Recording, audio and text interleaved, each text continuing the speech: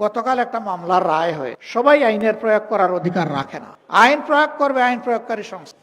একটা বাহিনীর গাড়িতে একটা তরতাজা যুবককে তুলে নেওয়া হলো, পিটিয়ে পিটিয়ে তাকে আদমরা করে গাড়ি থেকে নিচে ফেলে দেওয়া হলো এবং তার উপর দিয়ে গাড়ির চাকা চালিয়ে দেওয়া হলো। এই দৃশ্য দেখে মা বোনেরা আর অন্তর সামলাতে পারেননি, তাই কুলের শিশু নিয়েও তারা রাস্তায় নেমে পড়েছিলেন।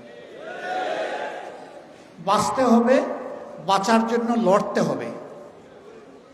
তারা সেই লড়াইটাই করেছেন সফলভাবে। আশুলিয়ায় মানুষগুলোকে পিটিয়ে পিটিয়ে আদমরা করে ট্রাকে ছুড়ে মারা হলো, পেট্রোল ছিটানো হলো, জিতা মানুষকে আগুন দিয়ে পুড়িয়ে মারা হলো।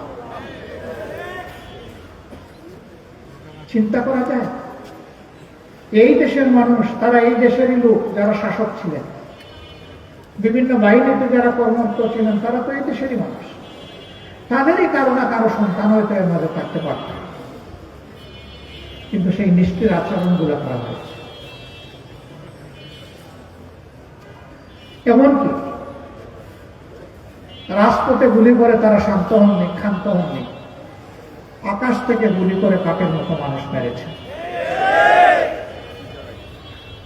15.5 বছরে আমরা বড় মজলুম সংগঠন ছিলাম। আমাদের অফিস তালাবদ্ধ, আমাদের নিবন্ধন কেড়ে নেওয়া হয়েছে, আমাদের প্রতীক নাই, আমাদের বাড়িঘর বুলডোজার দিয়ে ভাঙা হয়েছে, আমাদের লোকদেরকে খুন করা হয়েছে, ফাঁসিতে ঝুলানো হয়েছে, আমাদের লোকদেরকে গুম করা হয়েছে, আয়না করে পাঠানো হয়েছে, শেষ পর্যন্ত আমাদেরকে নিষিদ্ধ করা হয়েছে। কিন্তু 5 আগস্ট আল্লাহ তাআলা যখন এই জাতিকে সাময়িক মুক্তি দিলেন, আমরা সেজদায় পড়ে আল্লাহ শুকরিয়া আদায় করলাম।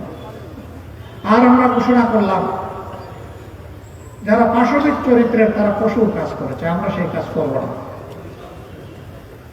আমরা কারো উপর থেকে ব্যক্তিগতভাবে কোনো প্রতিশোধ নেব না। প্রতিশোধ প্রতিহিংসার জন্ম দেয় এবং প্রতিহিংসা সমাজকে ধ্বংস করে থাকে। বাড়ি করে যারা আশঙ্কা করেছেন, আমাদের সহযোগিতা চেয়েছেন, তাদের বাড়ি ভাড়া দেওয়ার দায়িত্ব আমরা নিলাম।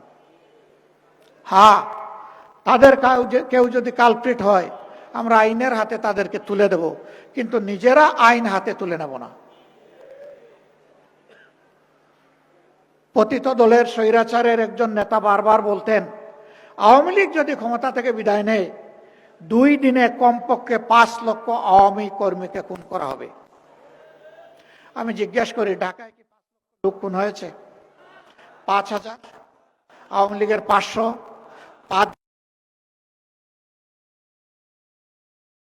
দরদ দায় না থাকতে পারে, কিন্তু আমাদের দায় এবং দরদ আছে। আমরা দেশকেও ভালোবাসি, মানুষকেও ভালোবাসি।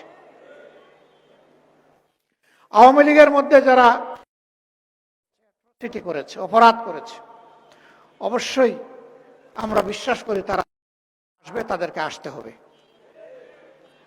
কিন্তু তাই বলে সবাই আইনের প্রয়োগ করার অধিকার রাখে না।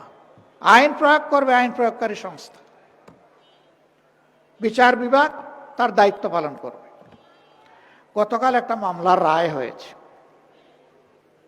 আমরা মনে করি এর মধ্য দিয়ে মজলুমানের কান্না কিছু হলেও থামবে ইনশাআল্লাহ। স্বজনহারা পরিবারগুলো সাময়িক কিছু সান্ত্বনা পাবে। তবে আমরা মনে করি এই বিচারের মানদণ্ডেই উত্তীর্ণ হয়েছে, কারণ বিচার ছিল স্পষ্ট, খুলাসা, লাইভে এই বিচার সম্প্রচার করা হয়েছে। এটা কোনো গোপন বিচার ছিল না। এখন ন্যায় বিচারের দাবি হচ্ছে বিচারের রায় কার্যকর হওয়া। আমরা সরকার এবং বিচার বিভাগের প্রতি আহ্বান জানাব যে আপনার তার উপযুক্ত পদক্ষেপ গ্রহণ করুন। দেশবাসী আপনাদের সাথে আছে, দেশবাসী আপনাদের সাথে থাকবে।